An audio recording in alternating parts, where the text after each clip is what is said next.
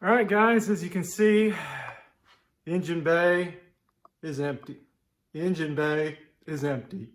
Got the motor sitting down here on the ground. The engine sitting down here on the ground. Motors are electric, engines are gas powered. Anyway, I got the engine sitting down on the ground over here. It's ready to go on the engine stand right here, but I don't have bolts. I do actually have some, but they are not grade bolts. They are some cheap ass, garbage bolts. And I really don't want to put all that weight on those bolts and then have the motor or the engine, basically break the bolts and have it fall off the stand overnight and damage the oil pan, valve covers, heads, that kind of stuff. So in the morning, first thing, I will get some good grade 8 fasteners for this so I can, put it on the stand properly. And then we'll pull this thing apart tomorrow, being Sunday, see what we can see. So that's kind of just, you saw the photos of basically the progression of pulling this thing out. So she came out without any troubles, whatsoever. It took me a little longer, but I was just kind of taking my time. Wasn't in any hurry. And then, like I said, now I'll get it on a stand first thing tomorrow morning.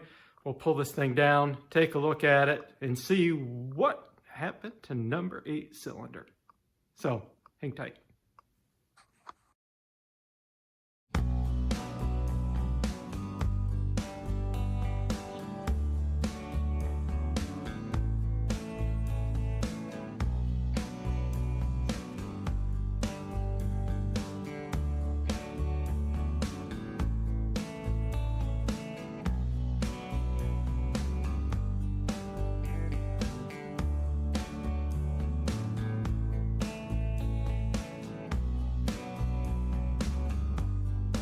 All right, guys, so as you can see, I've got the engine up on the stand. Got a bunch of cardboard down below, which you can't see, but cardboard is to catch some of the mess at least, so it doesn't make too terrible of a mess on the floor. So let me go ahead and start ripping the intake valve covers, blah, blah, blah, the heads off, all that. Then we'll get down to the short block and see what's going on.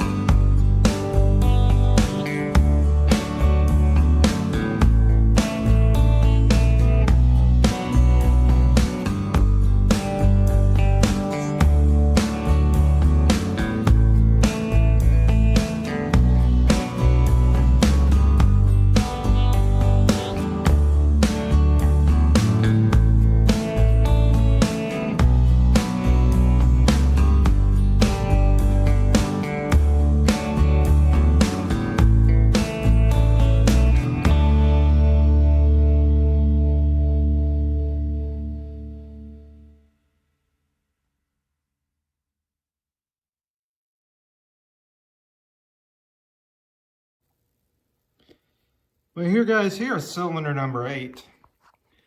You know, as I cleaned it up a little bit. And as you can see, yeah, it's not horrible. I mean, you don't really feel anything here, any pitting. I mean, I know it looks a little weird there, but you know, cylinder looks actually pretty decent compared to, you know, number 6, which I knew was going to be a little bit of trouble. So I don't see anything funny going on with cylinder number 8. So it's got to be, you know, the ring sealing. I picked up a cylinder bore gauge.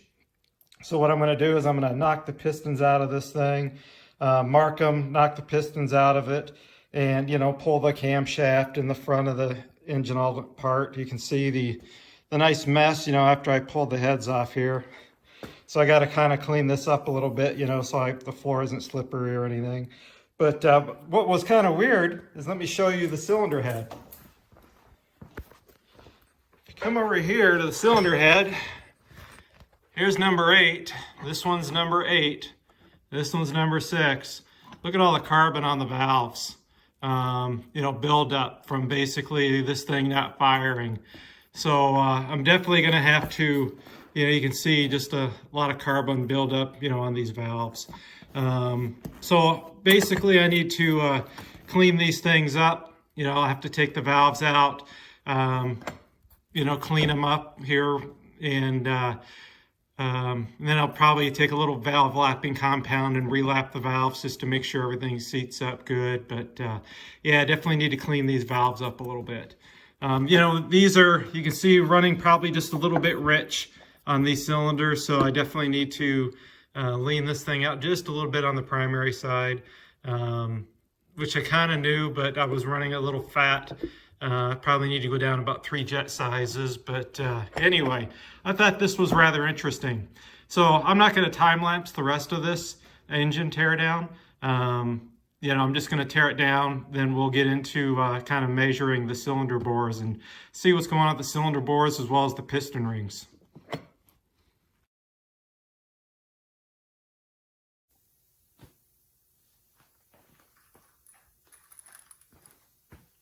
All right, guys, so before I pull the pistons out and start looking at the rings and the oil control rings and stuff, especially of 6 and 8, I'm going to use this to mark my pistons. Basically, here's the top half of the, you know, the number 1 piston rod, and here's the main, you know, body of the rod. So I'm going to mark, you know, 1 and 1 here, so that way I know these two go together. And the other thing I like to do is on the top, I'll use a number 1 on all of them to point which one is forward as well. Now on these pistons, there's actually an arrow that points forward, but you know, I like to make sure I just mark these as I go through, just from a habit standpoint, because not every piston, you know, is really marked forward as you're putting it in. So it's just something I do. Anyway, I'm gonna go ahead and mark 1, 1, you know, 2, 2, 3, 3, 4, 4, you know, so forth all the way down. And then an arrow on each one of these caps just to make sure it points forward. And I'll throw in a still what it looks like, you know, when I'm done here with one.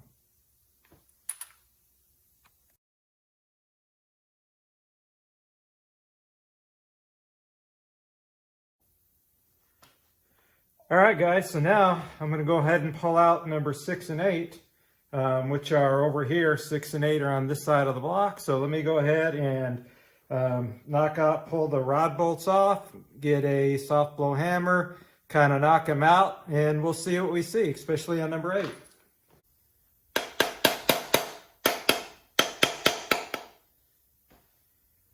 And obviously we want to take care, you know, that we don't nick the crankshaft here, because the crankshaft is in good condition.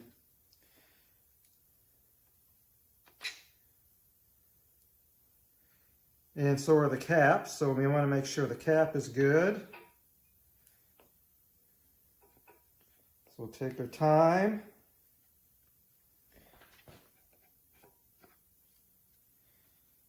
And slide the piston out.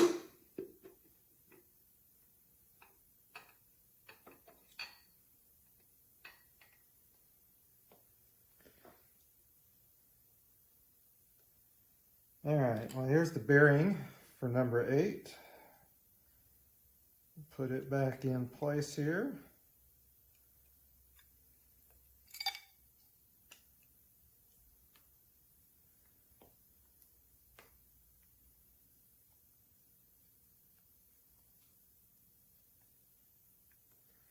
I don't see anything obvious. I mean, it's not, there's no broken ring.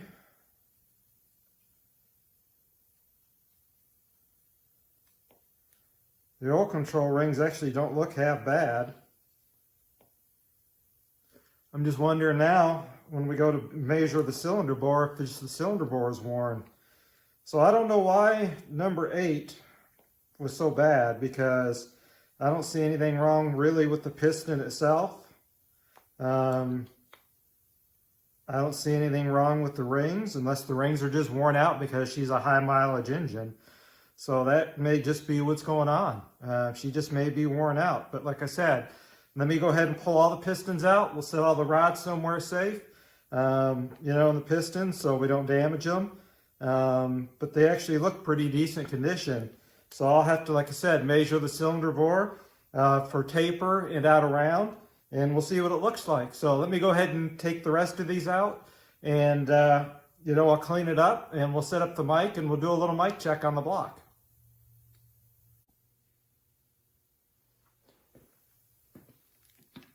All right, guys, so I got my cylinder bore gauge out, and I already calibrated it so that the dial indicator is set up, you know, for basically exactly 4 inches, because this is what our bore is on the cylinder here. I already took some measurements for number 8, and here are basically the measurements. I'll put a still in here as well, but more or less you can see there's not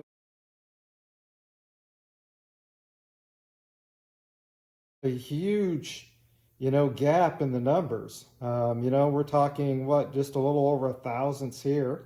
You know, really from bottom to top, about 1 thousandths.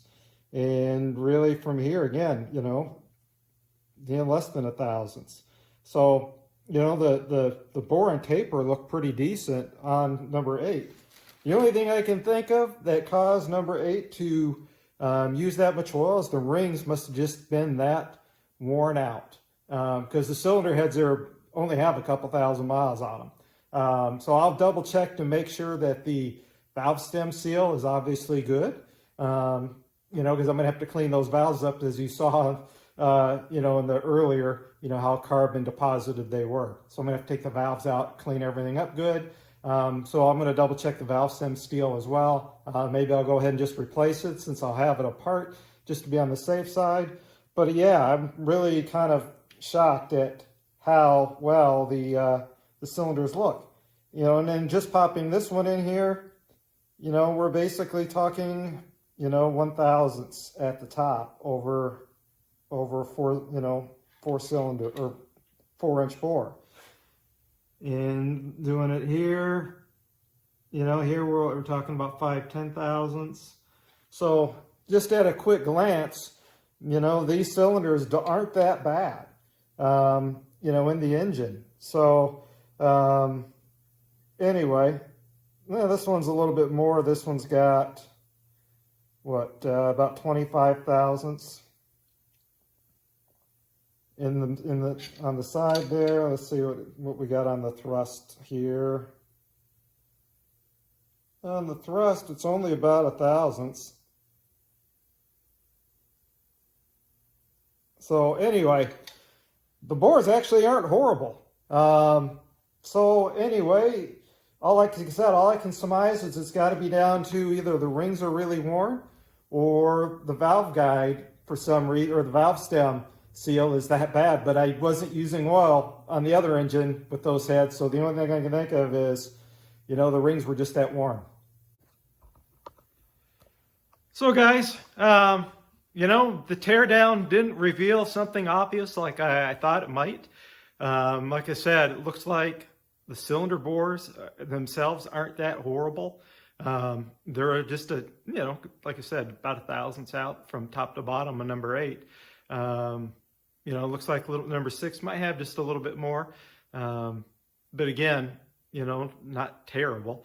not where I would have thought it would have been something obvious, like maybe the oil control rings were just so gummed up full of crap that they were causing a problem, or a broken ring, something funny going on.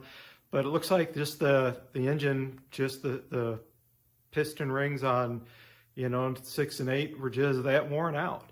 That they just were not sealing anymore.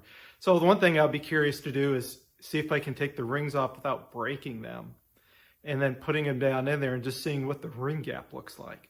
Maybe that's what I'll do here real quick. Hang tight now that I got that idea. Let me pop a couple of those off, stick them down in there, and just see what the end gap looks like on the ring. Hang on. All right, guys. So what I did is I sent one of the top ring, and I also checked the second ring. Put it down on the bore a little bit. Basically, I used an old piston to square it up in the bore, and my ring end gap is about 43 thousandths using a couple of feeler gauges. So, typically, if I remember right, I have to double check, but I believe I want between 18 and 22 thousandths for a normally aspirated vehicle. For nitrous or for turbo boost, you basically want to open this ring gap up even more. So this would be a good nitrous, ring gap, or a boost application ring gap, and that might even be too much for that. So these rings, I believe, are just worn out. Causing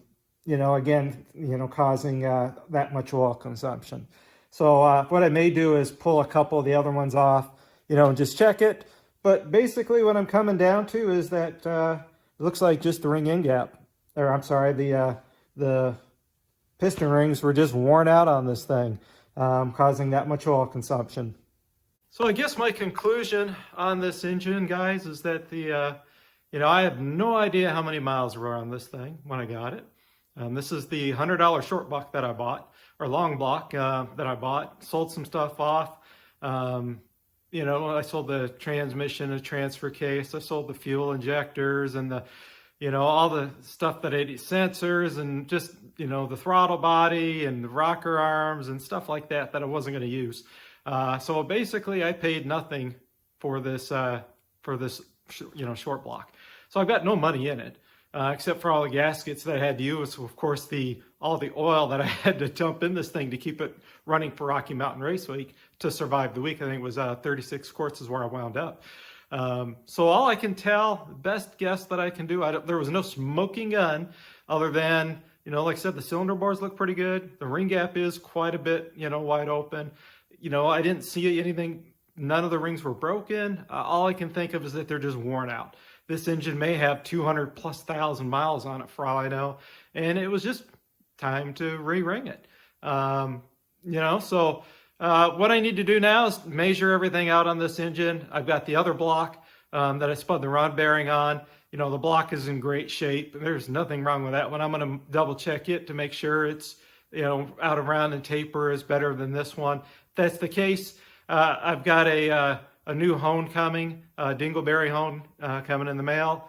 I'll clean up the cylinder walls, order some new, I've got new bearings already. I've got some different rods that I'm going to use. I'm not going to use the rods that spun the bearings. I'm not using those at all. So I've got a different set of rods. I'm going to be probably reusing my pistons that were in it, which is just the factory ones.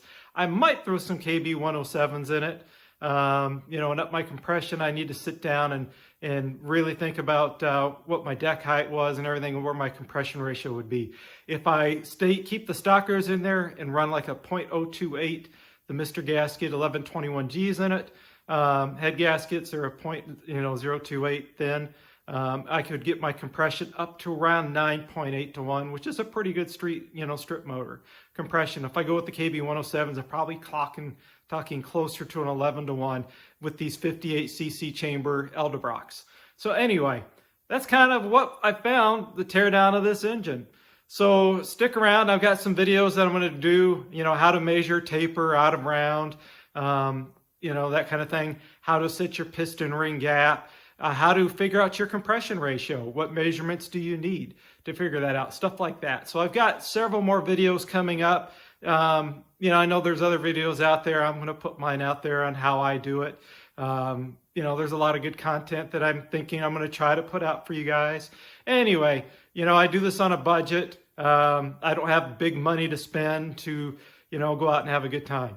So, you know, enjoy the channel for what it is, guys. Thanks for watching. Get out in your shop and do something, have some fun. And again, thanks for watching.